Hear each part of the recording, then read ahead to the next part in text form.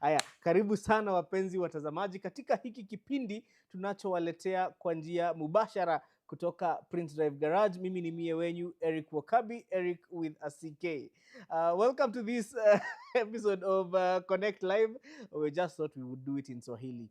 And we are glad to be here yet another week. And as we start, I would like to remind you guys that we do offer services such as pre-purchase inspection, consultation, direct importation, and also local sourcing. And you can always reach out to us through the number on your screen.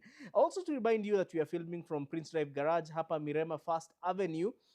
And you can get us here if you're in Nairobi. Also, if you are in the city of champions, Eldoret, Sisibo, Chebarbar, you can get us at Neon Mobility, Pale Pioneer. And Wednesday Night Live or Wednesday Live, the Konnekt Drive is the only car live show that you can get to have all your car related questions answered. As tukiendelea tu na haya maneno mengine, I would also like to remind you that next week on Konnekt Live, we are going to be live not from Kenya. We are going to be live from another country that I'll not disclose right now. So if you would like to know where, then you can follow me on my socials. I'll be disclosing that early next week. But next Wednesday, we will be outside East Africa. Not even outside Kenya, we will be outside East Africa. And we are going on an assignment to actually buy a car overseas and have it shipped to Kenya. So we are going to have amazing content lined up for you. So stay tuned because we have an amazing stuff. Flashback of the week. The Monday episode, Isuzu TX. Na hapo mlipata mechanic mkubwa anaitwa James from county 021 pale Murang'a, na akawaelezea mambo ya hii lori. It was such an amazing show. We had a lot of fun, and on Monday we are bringing you yet another interesting show. As Andy likes to say, ingine mwecheche kabisa hata kushinda hiyo sasa.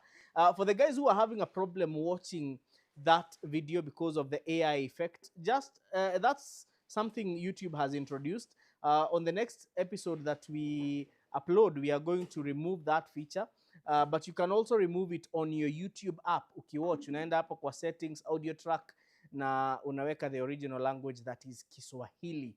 So don't worry, hiyo maneno tutasort, but I hope you guys got to enjoy. You can give us your feedback in the comment section. But for now, let us start as we normally do, where guys, you type where you're watching us from, na utume salamu, and I'm going to read it out. Then after that, we are going straight to the car-related questions. Sawa sawa. So we have Benson Otonda is tuned in from Maseno. Benson is yet another of our fans. Na Benson anasema, Andy tuko blank. Oh, sawa. Benson anasema, flashing back on the Kigogo, which we call Lihoho, was a nice flashback. I once, for a neighbor in my early years, kushikilia gear ya those old TX lorries. It was also an amazing flash for us, an amazing flashback for us. Karota, Uganda, good evening. Karota, I hope you guys have had your internet restored. We have Cromwell anasema nimeingia darasani.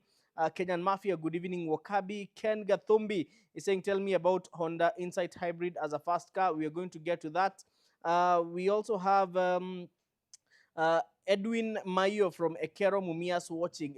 Ekero ni kule kwa kina one of our greatest mechanics anaitwa Mr. Suleiman Wesonga, anatoka huko Ekero. David Motuma is saying, Mr. CK, thus price with the end of year market advice please. Okay. Sijaelewa David, sijaelewa hiyo swali yako. Hello Mr. Wakabi, how was the Suzuki Vitara JX with a G16 engine? I'm going to go back to that. But we have John Gaido from Githurai, Stan from Kisumu City, Rafael Nyawira ako pale Mtua Nyeri, Pat Wanjao is also here, Antis Mwans ameingia, and we have Eric who is watching from David Motuma is watching from diaspora. We have a gentleman also watching us from Ruiro. So I think junaona maswali zimeanza kuingia na ni mingi, and also to remind you that we are almost getting to the 60,000 subs mark. Tumebakisha watu kama 40, so ambia watu wa subscribe hapo polepole. And also you can unaweza nifinyia hapo nipate charge kwa laptop ndio nisizime nikuwe kwa giza tukianza haya maswali. So let me start off with the questions. The first ones were from this gentleman. There was somebody who was Ken Gathombi is saying, "Hi Eric, tell me about the Honda Insight Hybrid as a fast car." Honda Insights were actually very nice cars. The hybrid, the IMA system, the integrated motor assist was an amazing system, very reliable as well. They were not very problematic. But when you're buying it, make sure you buy a clean one. Also, make sure you get a good inspection done on it so that you ensure the battery is in good condition. Number two, we have the other question was from David Mutuma. I have not understood your question. User Number Mingi is saying, "Hello, Mr. Okabi. How was the Suzuki Vitara JLX with the G16 engine? I have owned a Vitara with the G16, and it was an amazing car. I drove all the way to Burundi. I actually did an East African loop on the car. One thing about the G16 is it's a good engine, non-interference, haina maneno mingi. However, you have to really keep on checking the distributor. Juu hiyo distributor inaweza fanya uchukie hiyo gari. And also G16 engines are also quite expensive. Who else? Stan from Kisumu naona ameingia. Who else? Let me see. Any other question? Kenyan Mafia is saying, "Hey Wakabi, I have a business idea of buying, buffing and reselling Probox and Succeed. What advice would you give me before undertaking the venture?" One, these are business I've done before. Those cars are highly sought after. So when you're looking for one, make sure that the body is clean. Hata heri ununue moja engine imenok, because you can always replace an engine or a transmission. But the body, make sure that the body is very clean. Number two, always make sure you get them at a good price. You know, the problem with these highly sought after cars is that they are normally sold for some absurd prices. Tuendelee. Hesbon is saying, Hesbon from North Carolina is here. Karibu sana Hesbon, wasalimie huko kwa Trump. Kevin Motweri is saying, "Hello Eric, Nissan Tida jacking, loss of power, na sio gearbox. I changed the coils." Actually, with Tidas, check the spark plugs, the coils, basically all electricals. But the most important thing is to take the car to the garage and make sure it has a proper diagnostics done on it, because right now we might not be able to tell what exactly the problem is. But also with these Nissans, make sure that you use genuine coils. Sababu ukinunua za China, utashinda hapo. Yeah, so make sure you get genuine ex-Japan coils. They'll be of assistance. Karota Uganda is saying they are using a VPN. We love you. Tunapenda majirani wetu. Delphi King is saying, "Hi Wakabi, tuned in from Kisumu Dala. Would you recommend a used BMW X1 2015 for a first-time car owner, or an Axela Petro 1500cc or 2000cc? I would highly recommend the Axela for obvious reasons." Tuendelee. Komen is saying, Joseph Mega is saying, "Good evening, Eric with a CK." Komen Jr. is saying, "Wagwan, volume is a bit low, tuned in from the States. Did benefit from the Subaru Clinic in Eldoret last year. Cheers." Thank you so much, Komen, and thank you for the feedback. I hope the audio is now okay. Justin Karaoke is tuned in from Garissa County. We have Alex Kaka. "Good evening, Wakabi, Eric, tuned in from Republic of Saudi Arabia." Tuendelee. Peter Nganga is also in with us, also joining us from Saudi. And Peter Nganga is asking us, usisahau mambo ya tax regarding the China EV na PHEV, ulisema nikukumbushe. Asante sana Peter. Well, about that matter, we do not really have active, well, I will consult somebody on those, because there is something ongoing about subsidies with EVs, but not with PHEVs. But next week, pole sana, actually that slipped my mind. The next week, hiyo maneno nitawaletea the legal documents, and we will get to go through them with you. And talking about legal documents, now NTSA has given a warning about people who have not transferred their vehicles, and there will be some, when you sell your car, it's very good for you to transfer the vehicle. It's very important.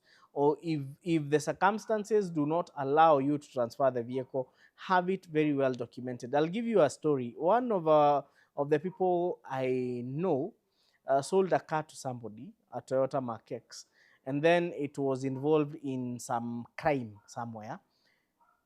The unfortunate bit was that the person he sold the car to had not paid the full amount. So the vehicle was still in the guy's name.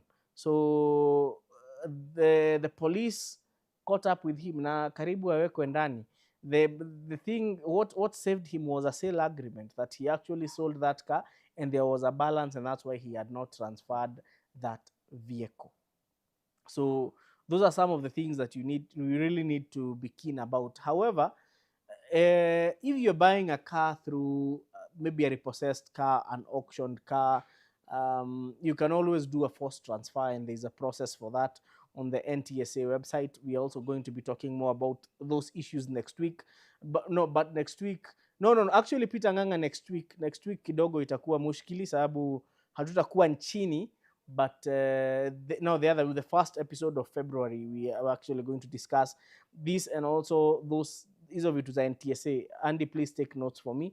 The forced transfer process and also the subsidies on EVs, because there is a government, there are some, there's a government document I need to look for. Tuendele. Rafael Nyawera is saying, I have seen people doing comparison between CHR and the Nissan Juke. What's your take hapo? CHR kama kawa kama dawa. Kingston officer is saying, hello Eric, between a Volvo XC90 and a TX, which one would you advise? Kingston officer, TX ni mingi. Kuna TX lorry, there's a TX trim of a Prado.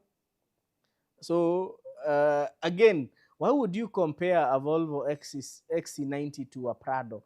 Okay, I'm assuming that the gentleman is alluding to a Toyota Prado, the TX trim of the Prado, because Prado ziko na trims mingi. Kuna TX, kuna TXL, kuna TZG, kuna VX, kuna VXL, kuna Kakadu, kuna GX, kuna GXL.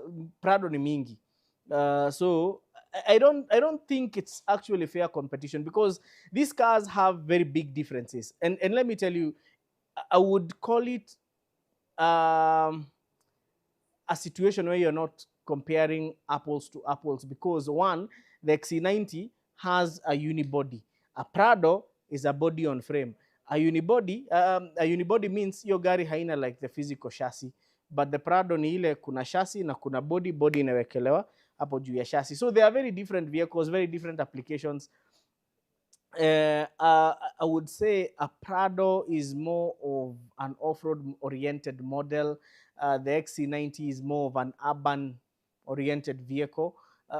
They have totally different DNAs. Their transmissions are tuned differently. Their engines are tuned for different applications.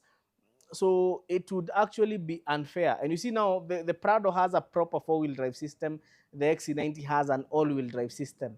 The Prado comes with diff locks, the XC90 does not. So it's not fair competition. And I actually think the person who is buying an XC90 is simply not among the niche of people who would be buying a Prado. A person who would be buying a Prado, interested in buying a Prado, is not a person who would be looking at an XC90. So that's the biggest difference. So Chiza38 is saying, hey Eric, what car can I purchase with a budget of 800k as a first-time car buyer? So Chiza, which car do you want? Do you want a sedan, a hatchback, a crossover, an SUV? Let's just narrow down that ni sabuni mungu. Unajua hata 800,000 unaweza nunua kigogo, the truck, the TX. So tafadhali, let's just narrow down the list so that we can at least have a good point. Peter Wanjao is saying, hello sir, what is your advice on the first time Peugeot 405 and 406 with a carburetor, fuel modes, and how is the conversion to an EFI in terms of pros and cons? Part Wanjao, well, 405s and 406 are not bad. They are easy to to maintain, easy to fix. The conversion from EFI to carburetor, from carburetor to EFI is what I would call, does not make economic sense because it's too expensive. I don't know. Well, currently locally they are charging around between 100 and 140,000. That's the price of another 405. So instead of doing that, why don't you just buy an engine and swap, or you just buy a car with EFI instead of spending 140,000 that is equivalent to the value of the car to change, ama we just tune your carburetor vizuri. Tuendelee. Benson Otonda is saying, hi Wakabi, is it advisable to use Toyota Sienta for farming? Carrying a few farms items like milk, can this affect the suspension as Sienta's suspension is soft? Benson Otonda, you just modify the suspension to make it a little bit stiffer na kuongeza clearance kidogo, but pia hiyo si punda, usi overload. However, these cars in Karatina are being abused. Hizi gari zinabeba hata watu 10. So it would definitely, about survival, it will definitely survive, but don't abuse the car. Justin is saying, how is Mitsubishi Outlander MiVec technology? Is it hybrid? How is it compared to the new model or the CX-5? So, Justin Seretti, I would like us to demystify something. MiVec is not, first of all, it's not a new technology. It has been there for a long time. MiVec is not really hybrid. MiVec basically is a variable valve timing system by Mitsubishi. Ni kama venye Toyota wako na VVTi, Honda wako na iVTEC. So it's just a fancy name for variable valve, intelligent variable valve timing. So it's a technology that has been there.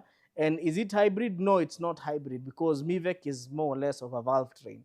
Hybrid is whereby you have a battery pack with an electric motor that is working in conjunction with an engine. So I hope that that is very well explained. Comparing it to the new model or CX-5, Mazda also have their variable valve timing system. And I don't think so. I really don't get what we are comparing. Are we comparing the car? Are we comparing the engine? Or are we comparing the valve train? So I think we also we need to get to the bottom of that. Kaizen Mark is saying, hello Wakabi, VW Golf variant, a good buy for first time car. If you have good VW support, it's definitely a good buy, but buy the one with the 1400cc engine. Nzioka is saying, good evening Eric, nice show. Mimi sina swali but natafuta kazi. Any at the moment, any leads, I'll appreciate. Thanks. Nzioka, we do not unatafuta kazi gani? It's good you inbox us so that in case we have an opening somewhere, ama tusikie mtu anataka offer those openings, we can always link you up. We have Anthony Kingori saying, comment about the Toyota Harrier hybrid second hand. Is it reliable plus the cost? Anthony Kingori, when you talk about Toyota Harrier hybrid second hand, I would say we would need to know which generation of the Harrier, because is it the 2014 plus the 2015 generation, ile XU, the XU series, the XU60 series, or the earlier one? That is one. Number two, Toyota hybrids are basically very reliable. The cost is dependent on the condition of the car. It is hard to say. Maybe, you see, when you talk about second hand, even us, when you're importing cars from Japan, we import them as second hand. That is one. Number two, if you're talking about a locally used vehicle, it would be, we don't know the year of manufacture. It could be a 206, it could be a 2012, it could be a 2014, it could be a 2016. So we need to narrow down that so that we can have a good leeway to answer that question. Nani mwingine? Paul Kimemi is saying, hi CK, converting a Subaru from auto to manual as a project. Any pointers? Kim from Langata. One, Kim, it is expensive. That is number one. It is not a cheap affair. Number two, it needs a mechanic who knows what they are doing. And I'm talking about it being expensive because of this. You have to buy a gearbox, you have to buy a gear lever, you have to buy a clutch kit, and Subaru clutch kits are not cheap.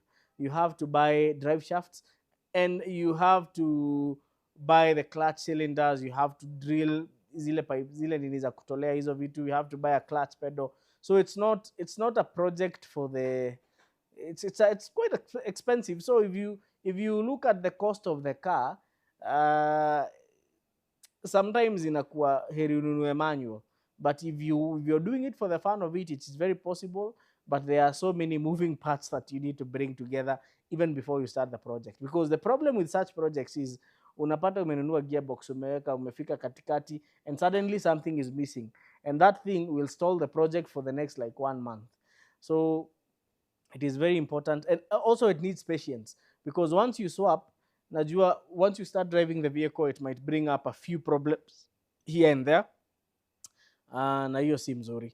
So it needs patience, it needs money, and it needs expertise. If you're thinking of that conversion, one of the people who can do it very well is a gentleman by the name Suleiman Wesonga. Kama unataka namba ya Suleiman, you can tunaweza ku just inbox the number on the screen, and we'll be able to link you up with Sule. Pale kwa screen pia mnaona Neon Mobility. Neon Mobility is our garage in Eldoret, na we have had Subaru clinics there, we have had hybrid clinics, and we are still going to have these clinics as time goes by. Also, we have something even bigger coming to Eldoret. So the City of Champions, get ready for this, because we are bringing some very big things to you guys to make sure that you have an amazing and seamless car, not car buying, yes, a seamless car ownership journey. Tuendelee. Dedan Kengesa is saying, what can you say about the Mercedes-Benz C200 or C180 as your first time car? Dedan Kengesa, so which generation of the C200 or the C180? Because we have so many generations, starting with the W203, W204. No, actually, C-Class starts with the W202, W203, W204, W205, and most recently W206. So which generation of the C-Class are we talking about?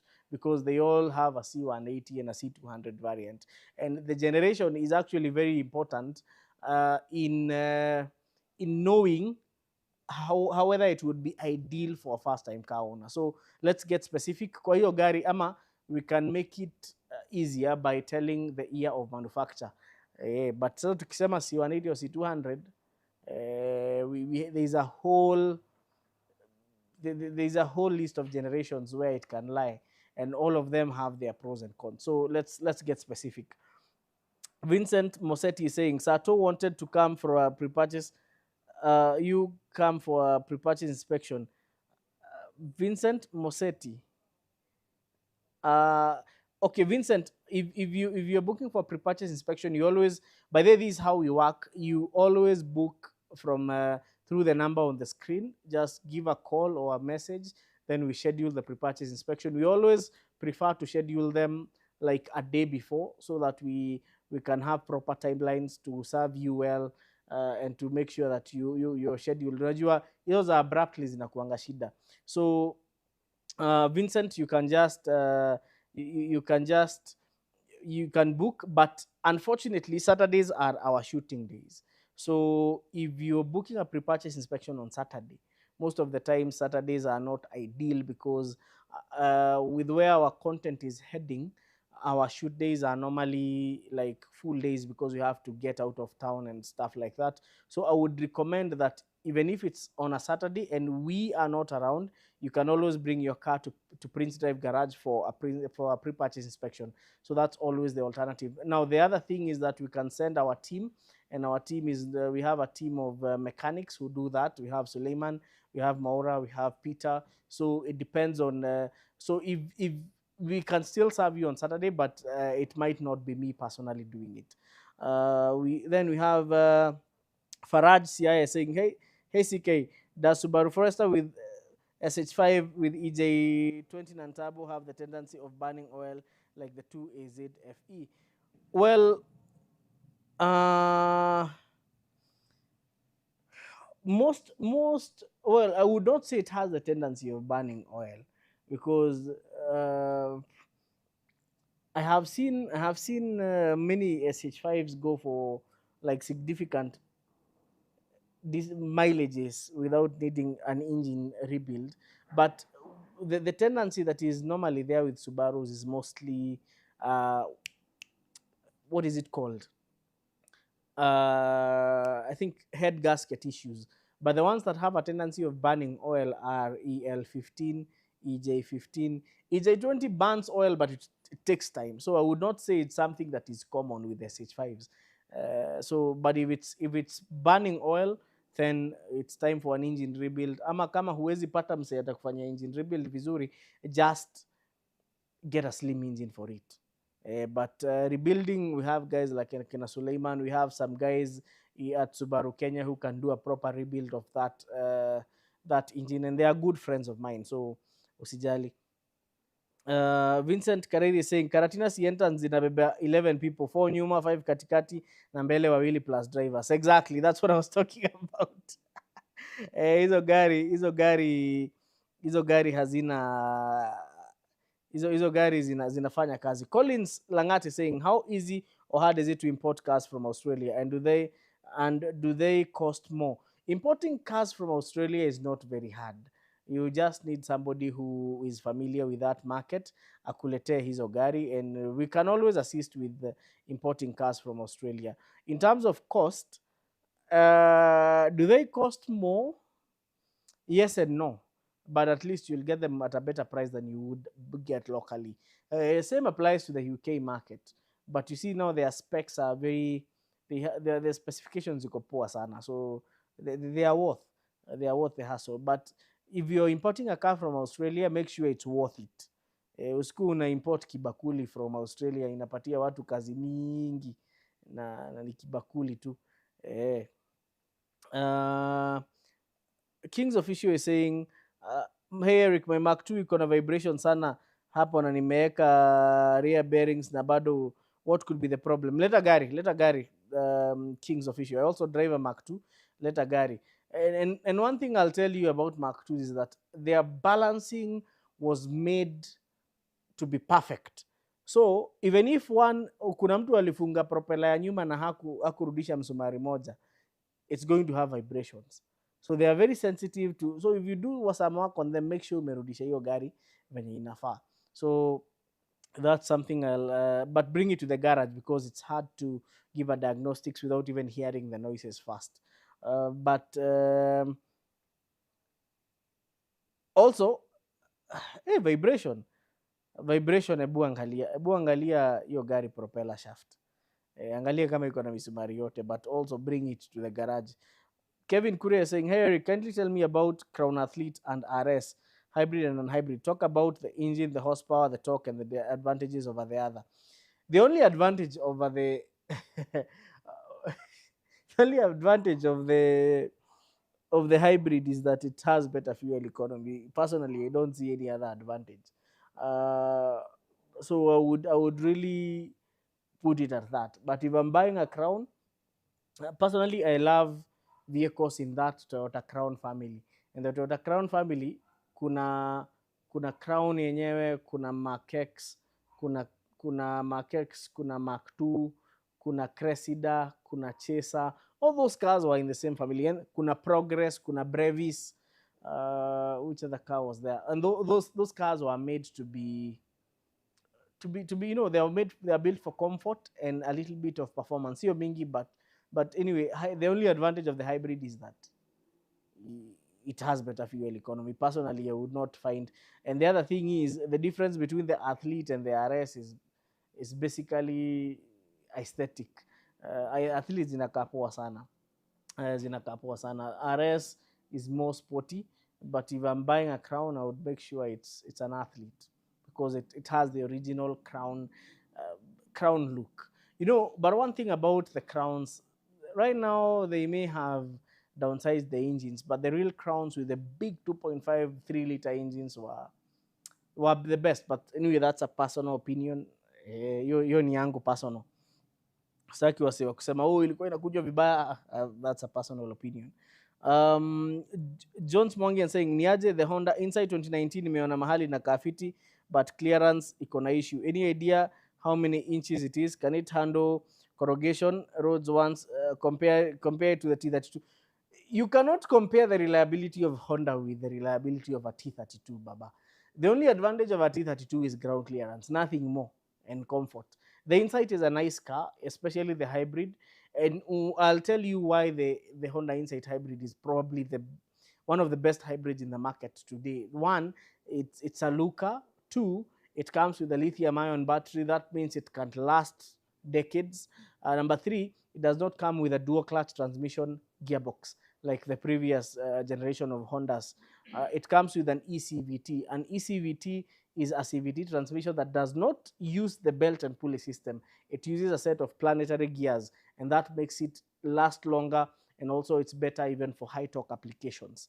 Tuko pamoja. So I would not have any business comparing a Honda Insight to a Nissan X-Trail T32. The T32 scores very low when it comes to reliability. Hata hapa nje kuna T32 imeua gearbox. So it's not a car that maybe I would okay, I don't hate them, but they have really cost wase sana, especially with the transmission problems, especially the hybrid ones. There are a few people who have wamekaa nazo for some time, but I would say it is not the Insight is way more reliable compared to a T32. Vincent is saying Karatina Sientas zinabeba 11 people. Yes, hiyo nimeona. Eh, Bwana MC Nyerere nimeona hiyo comment yako, lakini hiyo wacha mtu ajisomee. Chief Empire saying when changing the Toyota 100 engine from 4A to 5A, isn't necessary to change the gearbox. Now, Empire, why would you be changing from the 4A to 5A? Let's start from the basics. Kwa nini? One, it's not value for money. So if it's a 5A, wacha ikae 5A. If it's a 4A, wacha ikae 4A. And I keep it at that. Ni kama right here hapa kando yangu, maybe Andy you can twist the camera waone. This is a Toyota 100 and it's a rare spec of the Toyota 100. We are inapigwa rangi. This one is a very rare spec because it's 4-wheel drive and it has a 4A engine. So sioni haja, it's too much work, it's too expensive ukiangalia value. Sasa hii 5A zinauzwa karibu so mbili.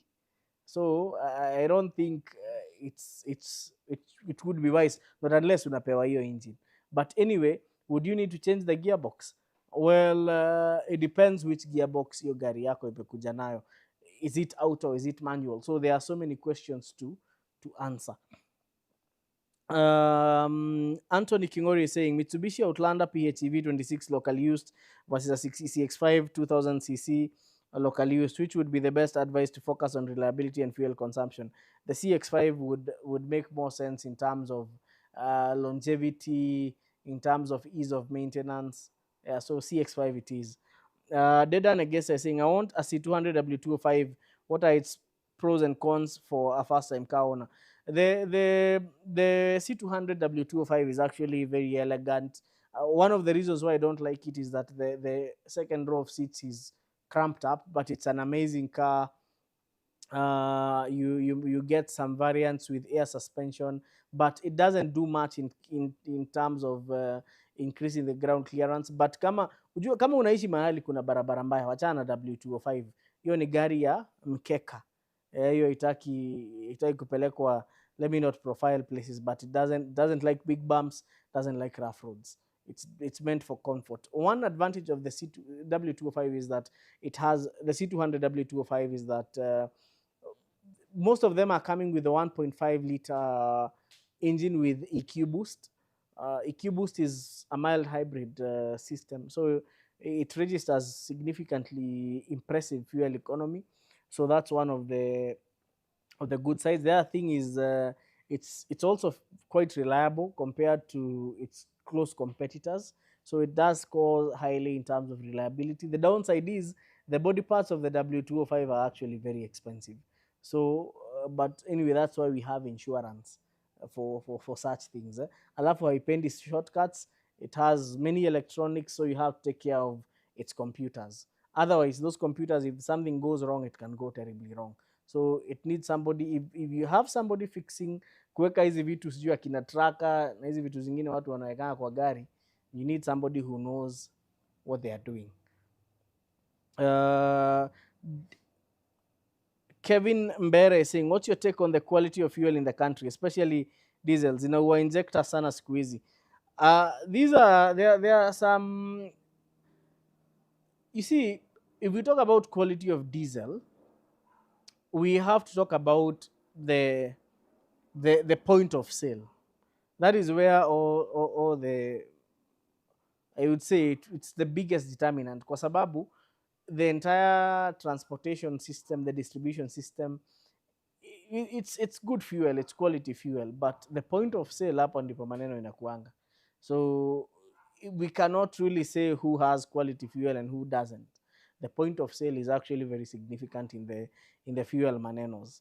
So it's not something that I would. What I know is Kenya actually has, compared to other East African countries, Kenya has very good quality fuel. As kama umetembea, and I'll repeat, if you have driven around most countries in Africa, you will notice that Kenya has very good quality of fuel. So the point of sale, kuna mahali sitataja nilienda tukaweka gari full tank, kutoka hapo ikaanza miss kwa nchi fulani tutataja. So in Kenya we actually have very good fuel. That's one thing that so many people do not want to admit. Benedict is saying, mkuu, Nissan Bluebird Sylphy 1500cc with a 4-speed auto ikoaje? I'm interested in that vehicle. Ay, baba, Sylphia generation gani? 1500cc 4-speed auto. I'm sure it's not the G11, because the G11, that's when the CVT started. So I think we are talking about the earlier generations. So give us the year of manufacture. But as long as it has a 4-speed auto, then that will be a good car. Haitasumbua sana. The engine, the 1500cc's, is probably, I'm not sure, depending on which year, if it's but those engines zilikuwa zinasumbua tu ni vitu kama coils, plugs, things that you can change, but overall they were good engines. If you maintain their cooling systems, they will not give you overheating issues. But with the transmission, with the 4-speed auto, Nissan, surprisingly, the 4-speed auto, even on the Nissan NV200, is in very good condition. It's a very good gearbox. So with the 4-speed auto, expect no problems on that car. Hi bro, this is Drake. Kevin is saying, do small cars ameenda wapi? Ameenda wapi? Drake Kevin is saying, do small cars, saloon models 1990s go for inspection kwa NTSA? Also, all number plates are still valid for all vehicles. Number plates are still valid, hakuna deadline. These are 1990s, they don't go for inspection unless you bought them, you're doing a forced transfer. Kama unafanya forced transfer, lazima hiyo gari itaenda inspection. As per the current rules. So tuendelee. Jay and Cargo is saying we still have the Crown 2.0T. Yes, we do. We do have that one with the 8AR engine. But to be honest, personally, these are personal sentiments. I would say that is not a real Crown. Real Crowns have 2.5 to 3 liter engines that are naturally aspirated. Personal opinion 101. Omar Kopin is saying, how reliable is the Subaru Boxer engine? Omar Kopin, now, all Subaru engines are Boxer engines. So which ones? Is it the EL15, the EJ15, the EJ18, the EJ20, the EJ25, the FB20, the FB25, FA20, FA24, F, CA18? Which one? All Subaru engines are Boxer engines, but which particular one are we talking about?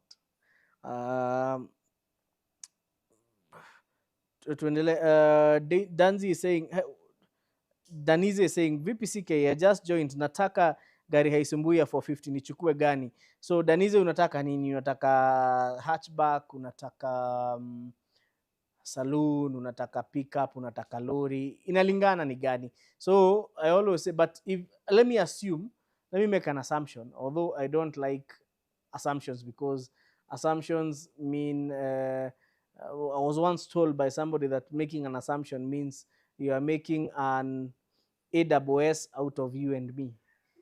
So that's why I don't like assumptions.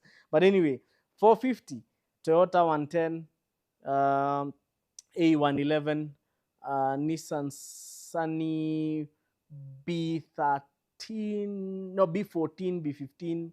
Those were nice cars. You can go for a Honda Civic, the 2000 to 2003 of manufacture. You can also go for a Toyota Starlet, you can go for Ranks, you can go for an Alex. Magari ni mingi sana sana, most Toyotas. You can go for it's a long shot, but pia unaweza angalia kama unaweza tafuta the first generations of the Toyota Corolla NZD. Tuendelee pia hizo ma L touring na G touring, gari mzuri tu. Pia Nissan Note 11, it's actually one of the modern cars that you can get with that budget. Nissan Tida also, you unaweza pata. There are cars that are very easy to maintain and they are not very problematic. Swish Official saying, how reliable is the imeenda wapi hiyo? Okay, let me look for that question. Okay. Oh, yeah, Swish Official saying, how reliable is the 2019 hybrid Forester SKE? One thing, and I keep on saying this, the Forester SKE is not a full hybrid. It's a mild hybrid. So it does not save you much fuel. In fact, we can argue that the hybrid system in an SKE is more of a marketing gimmick. Ni kama hybrid kwa Suzuki. Mild hybrid systems, they do not have such a big impact. In fact, it will only kick in during coasting and when you're in traffic. Real hybrids ni gari kama akina Honda Vezel, Honda CRV hybrid, Toyota RAV4 hybrid, but the SKE is not a real hybrid. It's just a mild hybrid.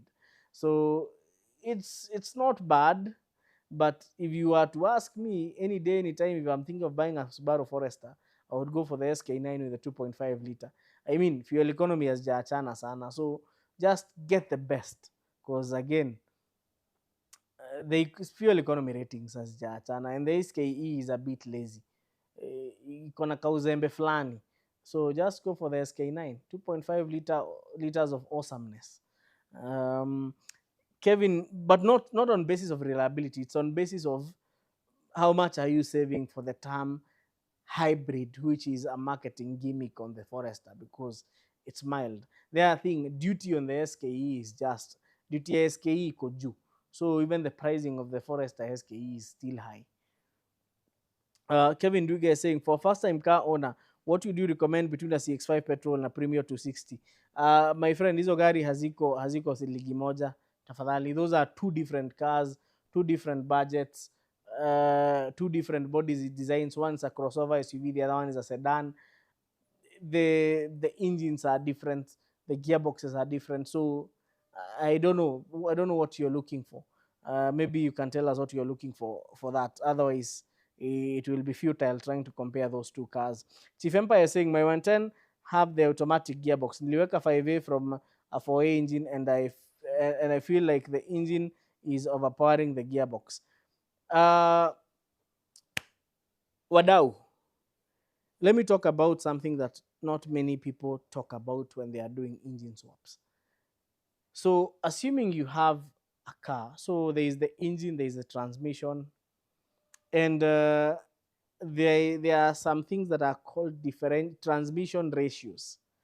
So you see, if it's an automatic transmission tuned for ratios of the 4A, there will be a difference with the ratios it will get from the 5A, and that is why you're saying you feel like it's overpowering or the gearbox or something. So when you're doing that's why we say when you're doing an engine swap, it is very important that you first of all do the calculations. Usifanye engine swap kimaembe. And the people who have commercial vehicles actually know this, because the differential ratios, the gear ratios, all those play a huge factor. You know, one thing with manual transmission is that within that Toyota generation, most of them, if it was not for the 4-speed versus 5-speed, most of the 5 speeds have almost similar ratios. And that is why for the guys who have these Toyota 100s, the ones that came with a 4A with a 4EFE engine and a 4-speed automatic transmission, they will always tell you that the moment you put a 5-speed, gari inapoteza nguvu, inaongeza mbio. So it increases the top speed, but nguvu hakuna. So you see, that's why it's always good to know the ratios and also understand what you're getting into. because you might be having a good, you might be upgrading to a bigger engine to get more power, but your transmission fails you. So there are a lot of calculations that should be done before you do an engine swap. Tuendelee. Jonas Key is saying, where is he? He's saying, hello Kinara. Where is he saying? Ha, ha, ha, ha, ha. Mm, hiyo nini imeenda wapi? Oh yes, Jonas saying, hello Kinara CK, what is the best Suzuki Swift to buy? I have seen others with over 300 kilometers. Again, Jonas, which generation? Unajua budget ama sijaelewa hiyo swali vizuri. Let's be a bit specific. News and VP Subaru GG2 na GH2, what's your take?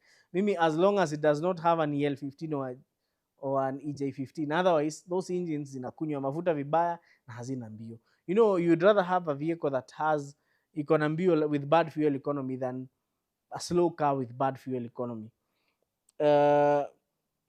James Nyox is saying, hi Eric, can you compare the cost of maintenance of a 2019 Atenza and Axela? Okay, James, you see, the question you're asking is relative to how the car is used. But generally, the Axela and the Atenza, again, with which engine? Because if it's the 2.2-liter diesel, it's the same one on the Axela. If it's petrol, now that's a whole different story. And the cost of maintenance is highly dependent on the wear and tear on the vehicle. So it's actually hard to give a proper figure, but those cars, they are more or less the same. Sana sana tofauti hizo magari ni size. Alafu unajua cost of maintenance also comes in. You'll find that some have size 17 wheels, some have size 16 wheels, so the cost of tires is also something. Some with diesel. Anyway, it's a complex. It's something I would not give, say, a straightforward answer. There needs to be some factors to consider before you give an actual figure. But more or less, these cars are more or less the same. Only the difference is the size. Nissan Bluebird Sylphy G11 1500 cc zilikam na 4-speed. Above that zilikam na CVT. Na hizo 1500 zilikuwa very rare, and I can confidently say that because hey, the last time you would see a Sylphy with a HR15 ni kitambo sana. HR15D kwa Sylphy ni kitambo sana. They are very few and they are very lazy. Tuendelee. Would you recommend a 2006 Mark X for a second car person who can sacrifice a little bit on fuel and wants performance? Iko poa mkuu. Mark 2 iko poa, Mark X iko poa sana in terms of that's a GRX 120. It's very good in terms of reliability. A little bit of, it's okay. A Mark X is not what we would call a performer. There are other cars in its category that can perform better than it, but it's not bad. In terms of reliability, very easy to maintain, a car that never says die, very comfortable. So it's okay. Dedan is saying, mbona Mazda Axela parts na CX5 zinaibiwa sana, like the Axio and the Fielder? Hey, baba, maswali zingine mnaniuliza ni ngoja mimi sikuangi mwizi. So sijui. But anyway, it's the demand and supply of parts. You see, whenever parts are in high demand, what follows is vandalism. So Kevin Bwere anasema comment kidogo on the Hilux 1GD 2GD. Naona zinatoroka sana kwa mzigo, especially Zamira. Yeah, 1GDs and 2GDs engines are actually very very fast. They have very good fuel economy. They also have very good torque. Now, one thing about the GD engines is that I was speaking to one of the technicians. They actually, Toyota Kenya launched the 1GD engine back in 2016. That's when it started coming into Kenya as zero mileage. And I talked to one of the guys who has been one of the project leads with the 1GD, and he says the potential of the 1GD is immense.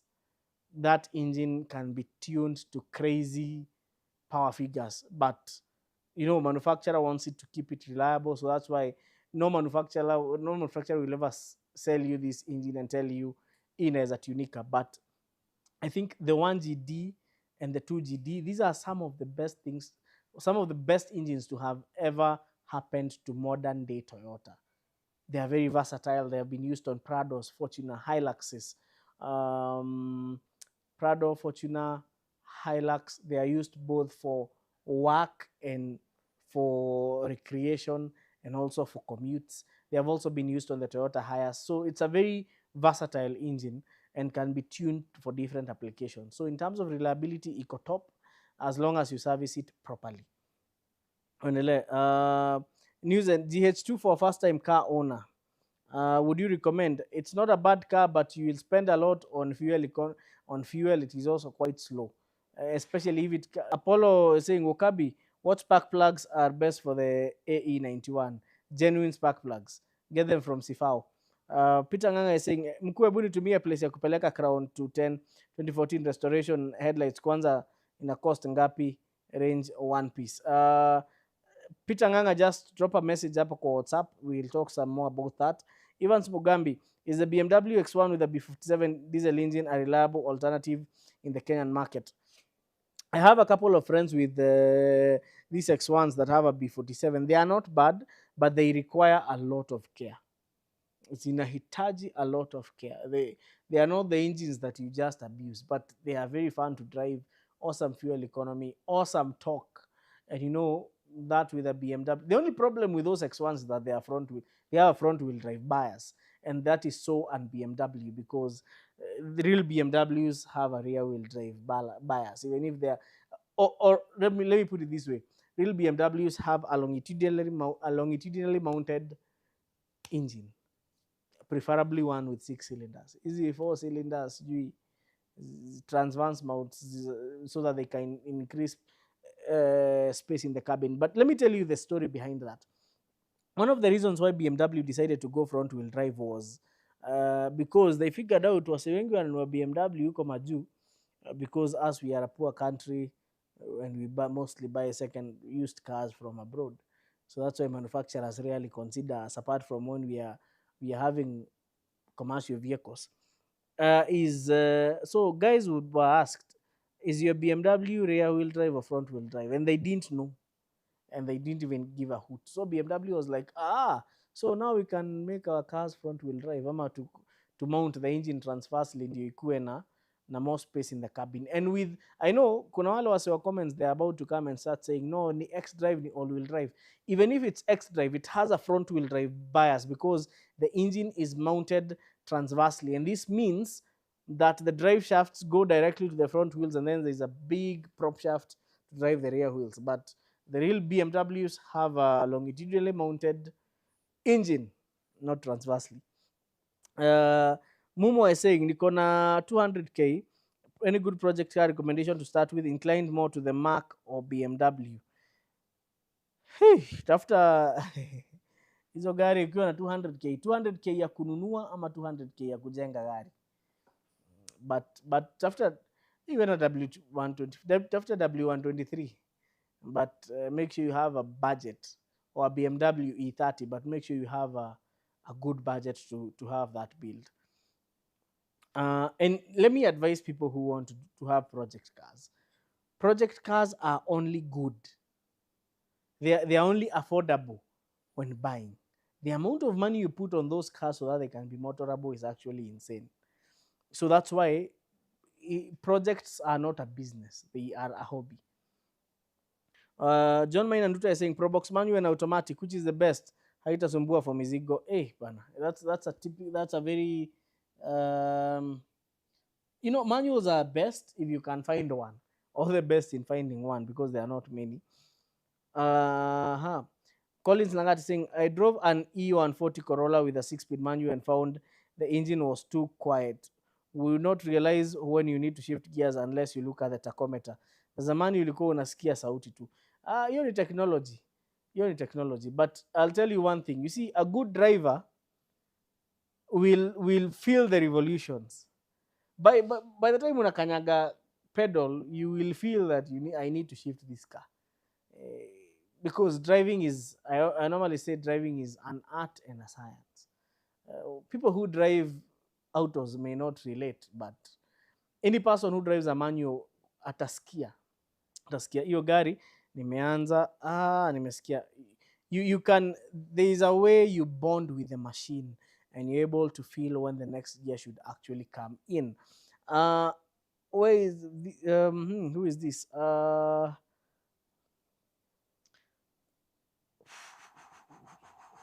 Sawa. So naona masaa pia imeenda, wasi wameenda watch news, but let me take two more questions.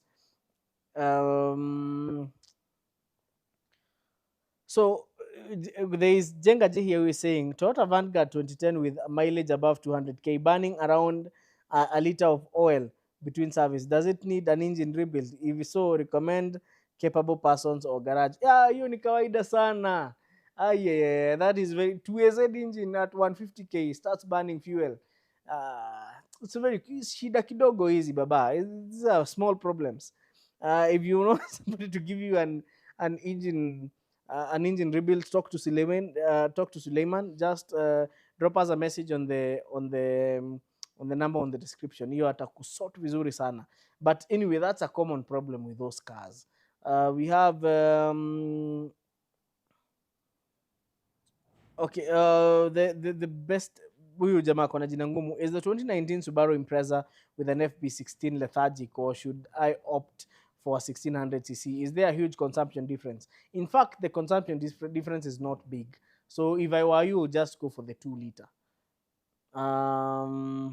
So I think, guys, that was an amazing watch at two. So let me just take the last question from Steve and saying, so Wakabi, since Mark X umesema si performance vile, which sedan would you recommend for performance na ni reliable, haita kula mfuko sana and good looking too? Steve, you cannot have all those things in one sentence. One, you cannot have a performance car that haita kula mfuko sana. You see, a Mark X is a good car, but it's not performance territory. If you're looking for a performance car, go for a Subaru SG5 Turbo. Hata usiende SG9. You will find it with the same budget na iko significantly reliable. Although they are popular through these. I saw a gentleman by the name Mbugua. Mbugua akona garage inaitwa Junkyard Dauto. Na yeye mwenyewe anaichanga Junkyard Diver. He says the unpopular truth is 9 in every 10 Subarus with the EJ20 turbo engine or the EJ25, they have an engine rebuild every year, and that is because people force them. Mtu anataka kuredline hiyo gari kila saa, definitely. So I think a Subaru Forester SG5 with an EJ20 turbo is a good car for performance. A Subaru Impreza, probably the N11 with a turbocharged engine, that's also a good performance. Okay, it's faster than the Mark X. That's what I'm trying to say. Mark X ziko sawa, they have significant power output, but we cannot really call them performance territory. So I think with that,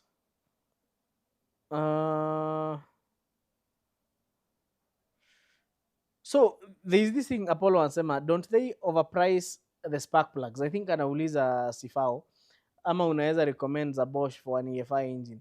So you see, one thing I'll tell you, Apollo, is the problem with spark plugs in Kenya is not the brand. The problem is counterfeiting. Utaenda ununua Bosch. Bosch is a reliable brand, but if it has been counterfeited, trust me, you're going to have a hard time. Denso is it's an OEM. NGK is an OEM, but if it has been counterfeited, again, you will have. So one of the few places I know you can get genuine Denso or NGK or Bosch, there are so many good brands out there, is actually importing them. So because Kenya, if you're not buying from the dealer, chances of them being counterfeited are actually very, very, very high, and you can take that to the bank. So guys, I hope this has been an amazing session na tumefurahi sana kuwa na nyinyi. See you again next Wednesday. And next Wednesday, I've told you guys we'll not be having the live from the 254. We'll be having the live from a country outside East Africa. Unaweza tembea pale kwa social zangu, I'll disclose which country, and we are going to do a lot of work pale. Again, behind the camera amekuwa Gen Z with experience, Bwana Andy yako pale. Thank you for always making sure you have this broadcast.